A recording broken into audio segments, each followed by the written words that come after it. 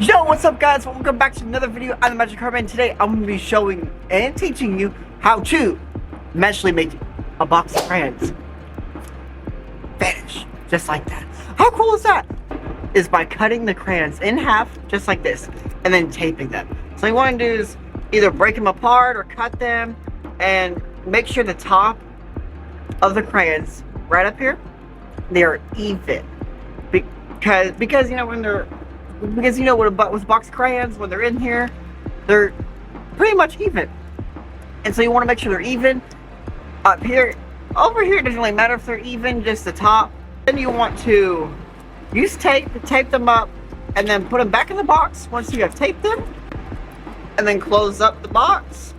And then just kind of move them back to the top, hold them with your hand.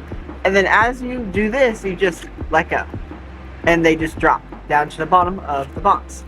And so whenever you wave, let go, now they finish. You can kind of go like that. It's super cool, super awesome. And I hope you enjoyed this video. Leave a like, subscribe, turn on those notifications, and I'll see you in the next video. Boom!